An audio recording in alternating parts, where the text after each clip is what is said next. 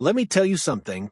The moment you think you've figured out this Cleveland Browns quarterback situation, the moment you finally exhale and say, okay, I see where this is going, this franchise reaches into its bag and pulls out something nobody was ready for.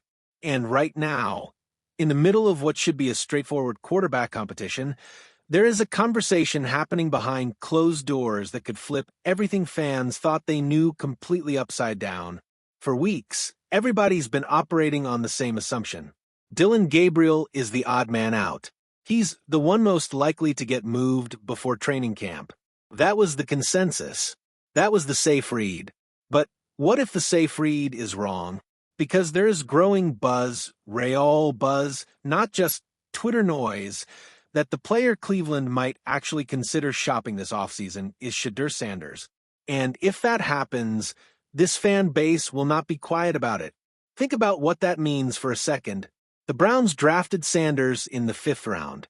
They traded up to get him. The city latched onto him. When this team was drowning last season, Sanders jumped in and gave everyone something to hold on to. 7 starts. Real moments. Real energy. The kind of electricity this offense had been missing for a long time. And now we're sitting here talking about the possibility that he might not even make it to week 1 in Cleveland. That's where we are. But before we go any further, if you're new here, hit that subscribe button right now and join Browns Today updates. We're building something real here, a community of Browns fans who actually care, who want the real conversation, not the fluff. Now, let's get into it. The reason this whole conversation is even happening comes down to one word: value. The Browns front office is not a sentimental operation. They make cold decisions. They've always made cold decisions. And right now, if you put Shedeur Sanders and Dillon Gabriel side by side on the trade market, Sanders is the one teams around the league would actually pick up the phone for. Gabriel, for all of his contributions, is largely seen by NFL evaluators as a career backup. A steady hand, sure, but not someone other organizations are going to give up meaningful draft capital to acquire. Sanders, on the other hand, still carries that developmental shine. Teams can project onto him. Teams can convince themselves they're the ones who unlock his potential. That's a real market. That's a real conversation Cleveland could have. Now, layer Todd, Monken into this, and everything shifts again. Because when you bring in a new offensive coordinator, and Monken is not just any coordinator, this man builds offenses that demand precision. Every single quarterback in that room is essentially starting from scratch. The depth chart resets. The evaluation resets. What you did last year matters less than what you can do right now in this system. And early reports suggest Sanders has handled that transition well. He's competing. He looks like the clear QB2 at minimum. But here's the uncomfortable truth.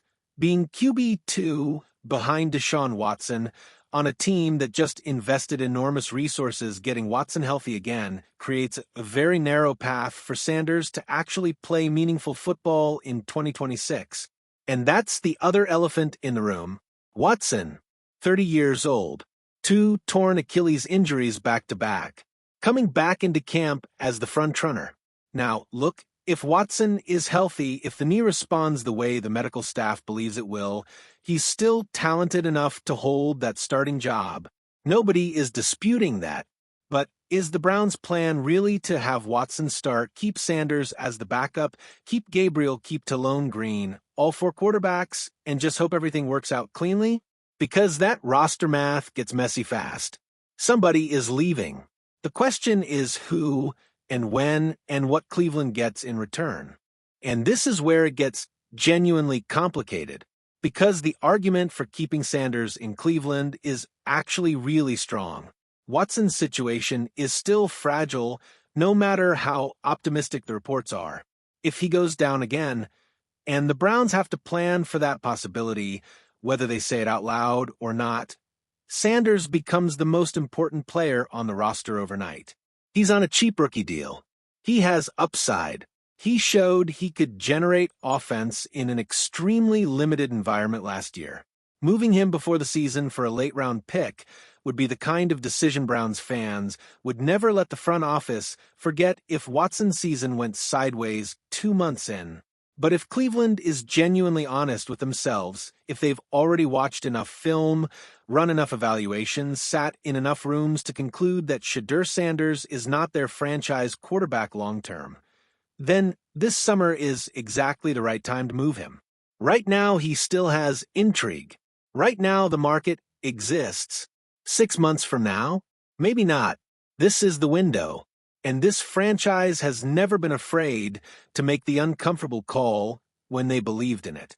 Meanwhile, Talon Green is sitting in the background of all of this, and people keep underestimating what his presence means. Cleveland drafted that kid for a reason. The athletic traits are genuinely special. They see something in him long-term. He's almost certainly on this roster in 2026, no matter what else happens. So when you factor him in, the quarterback room gets even more crowded. And the likelihood that Gabriel survives this purely on roster structure alone becomes a real question. Here's what makes this so difficult to process as a Browns fan, though. It's not just a football decision. It never is when the player has that kind of emotional connection to the city. When everything was bleak last year, Sanders gave Cleveland something to feel good about. He gave fans a reason to still watch. He walked into hostile situations with confidence and competed. That resonates. That kind of thing builds loyalty in a fan base fast. So trading him before he even gets a full offseason in a real system, before Monken gets a full camp with him, would feel premature to a massive portion of this fan base. And they would say so loudly, but this is the NFL. Feelings don't make the depth chart. Results do. And the Browns are under real pressure right now to finally get this right at the most important position in sports. They have been searching for a franchise quarterback since, pick your era, pick your painful memory, it feels like forever. Every single promising storyline has eventually fallen apart. Every time you get excited, something goes wrong. That history is why this conversation carries so much more weight than it would for any other team. Because Browns fans aren't just watching a quarterback competition, they're watching to see whether this organization has finally learned from all of it. So, where does this actually land? My honest read is that trading Shedeur Sanders this summer would create more chaos than it solves, unless the Browns are completely certain he has no future here. The smarter path, the more logical path, is moving Dillon Gabriel for whatever return you can get, keeping Watson, Sanders, and Green together, and letting this competition play out through training camp with Monken running the show. That's the roster construction that makes the most sense right now.